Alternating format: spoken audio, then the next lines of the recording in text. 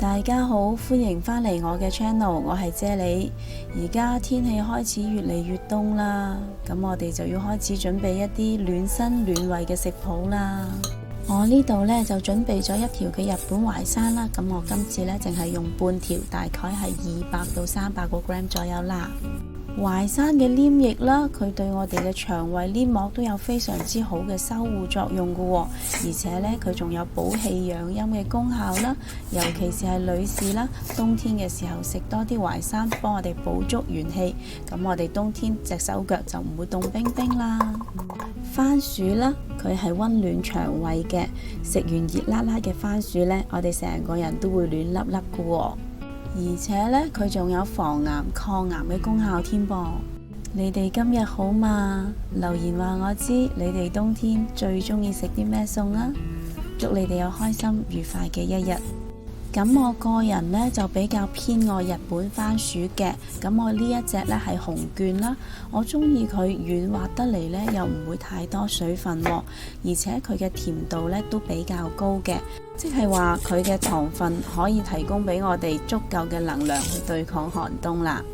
若果你對我嘅食譜有任何疑問嘅話，請你將個問題寫喺下邊評論區嗰度啊，我係非常之咁樂意同大家一齊討論噶。我呢度呢，用咗大概300個 gram 左右嘅番薯啦，咁就將佢批好晒皮，然之後呢就切成一粒粒細細粒咁樣啦。另外呢，我仲準備咗60 gram 左右洗乾淨咗嘅米啦，倒埋落個電飯煲度啊。跟住呢，會加入大概700 ml 左右嘅清水啦。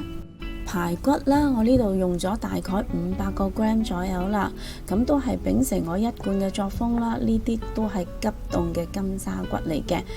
咁我今日啲排骨呢係唔需要飛水嘅，咁我會用另一個方法呢係去除排骨嘅血水同埋雜質嘅。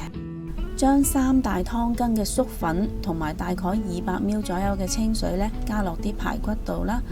我要利用粟粉嘅黏性呢，將排骨嘅血水啦同埋雜質呢都捽乾淨佢啦。跟住再將啲排骨用清水清洗去幾次，咁樣啲排骨就唔會有血水同埋污糟嘢噶啦。咁樣啲排骨咪唔使飛水咯。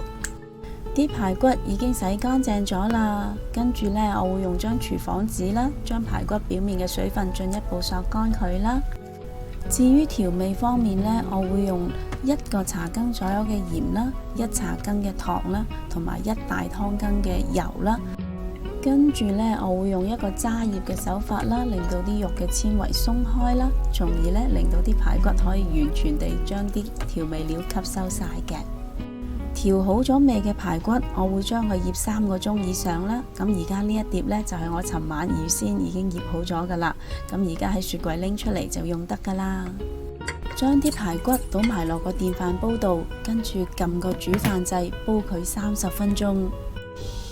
哇，個粥香噴噴，好好味。